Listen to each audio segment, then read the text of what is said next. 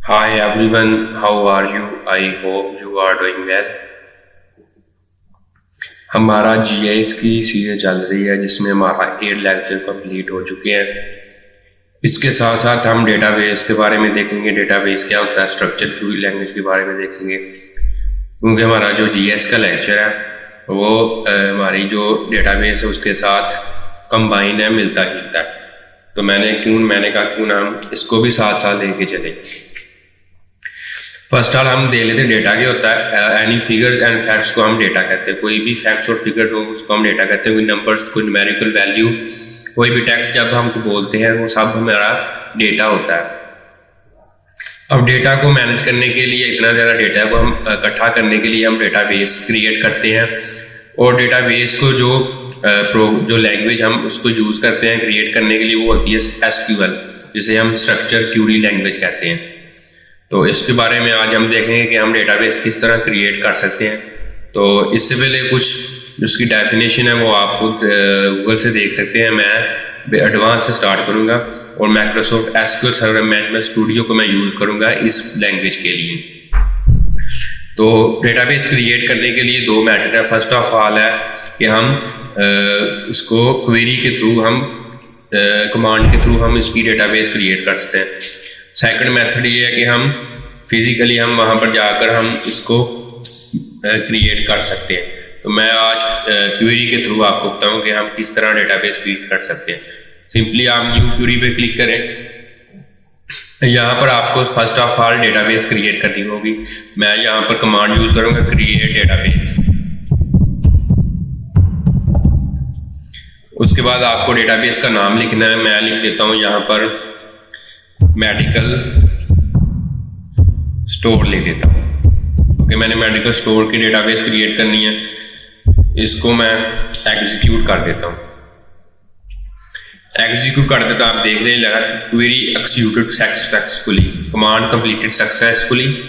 तो अब हमने देखनी है कि हमारी जो डेटाबेस क्रिएट हुई है वो हमें कहाँ पर नजर आए। तो आप सिंपली यहाँ पर डेटाबेस पे जाएं। यहाँ पर मैं इसको कर देता हूँ। तो आपको यहाँ पर देख रहे होंगे मेडिकल स्टोर नाम की कोई डेटाबेस नज़र नहीं आ रही। तो आप इसको रिफ्रेश करें। मैं इसको रिफ्रेश कर देता हूँ। अब आप देखें यहाँ पर आपको डेटाबेस नज़र आने लग पड़ी है। ये तो हमारी फर्स्ट स्टेप हो गया, हमारा डेटाबेस क्रिएट होगी। उसके बाद हमने टेबल क्रिएट करना अपनी डेटाबेस में। तो इसके लिए हमें कमांड यूज़ करनी पड़ेगी। मैं यहाँ पर जाता हूँ क्रिएट टेबल। उस टेबल का नाम दे देता हूं मैं फार्मेसी रख देता हूं नाम, मेडिकल स्टोर में रख देता हूं, वही जो मैंने डेटाबेस क्रिएट की।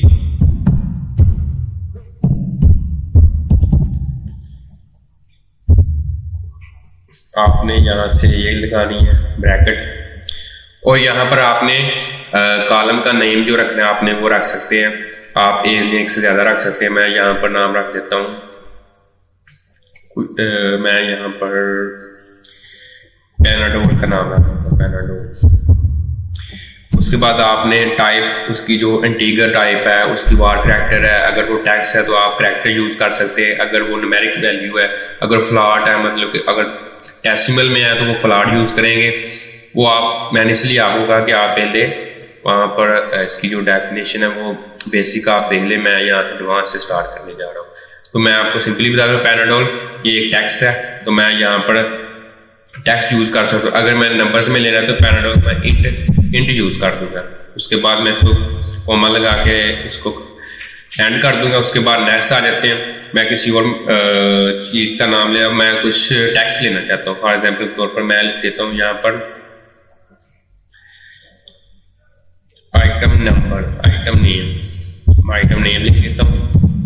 और यहाँ पर मैं आपने सिंपली आइटम नेम लिख के यहाँ पर वार कैरेक्टर लिख देता हूँ। वार कैरेक्टर भी लिख सकते हैं और आप सिंपली कैरेक्टर भी लिख सकते हैं। उसके बाद मैं कुछ और लिख देता हूँ। मैं डॉक्स कैप्सूल लिख देता हूँ, डॉक्सी, और इसकी भी मैं वार कैरेक्टर लिख देता हूँ। इसको मैं हाँ बंद कर देता हूँ। उसके बाद आप कुछ और भी लिख सकते हैं। मैं यहाँ पर मैंने 2 करैक्टर लिए, मैंने एक इंट लिया, एक बार करैक्टर लिया। इसके अलावा अगर फ्लॉट वैल्यू है उसमें भी आप लिख सकते हैं कोई भी वैल्यू। मैं यहाँ पर लिख देता हूँ एप्स, इसको मैं फ्लॉट में रख देता हूँ।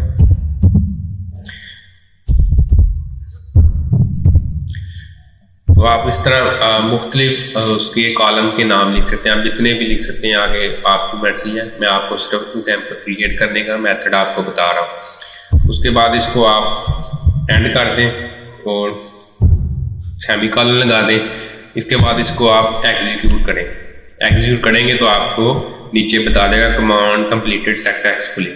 अब अगर आपको देखना है कि ये हमारी जो हमने कॉलम क्रिएट की है वो कहाँ पर हमें नजर आ रहे हैं, तो आप सिंपली मेडिकल स्टोर पे जाएं जहाँ पर आपकी डेटाबेस क्रिएट हो गई थी, और यहाँ से टेबल्स पे जाएं और इसको एक दफ़ा रिफ्रेश कर लें। आप रिफ्रेश करेंगे, टेबल्स पे जाएंगे तो आप देखेंगे यहाँ पर आपको नज़र आ जाएगी जो हमने आइटम नंबर क्रिएट किया। अगर यहाँ पर नज़र नहीं आ रही, सिंपली आप यहाँ पर जाएं और यहाँ पर सिलेक्ट का कमांड SCL सिलेक्ट दबाएं और इसको स्टार, इसको फ्रॉम, और जो हमारी जो मेडिकल स्टोर है उसका आपने नाम लिख देना। मैं इसको ओके करें इसको, और इसको इस तरह एग्जीक्यूट करें तो आप देखेंगे नीचे हमारे पास पैनाडोल, आइटम नंबर, डॉक्सी और पेप्सी जो हमने इसकी जो हमने टेबल क्रिएट की थे वो हमें नजर आए। इस तरह हम मुख्तलिफ डेटाबेस क्रिएट कर सकते हैं, मुख्तलिफ हम टेबल्स क्रिएट कर सकते हैं हम स्ट्रक्चर क्वेरी लैंग्वेज के थ्रू। तो आज का लेक्चर मैं यहाँ पर ही ख़त्म करता हूँ। इंशाल्लाह नेक्स्ट लेक्चर में हम देखेंगे कि हम प्राइमरी की किस तरह यूज़ करते हैं और हम इसका सेकंड मेथड है वो हम सीखेंगे। तो तब तक के लिए मुझे इजाज़त दीजिएगा। इंशाल्लाह नेक्स्ट लेक्चर में फिर आपके सामने हाजिर होगा। अल्लाह हाफ़िज़।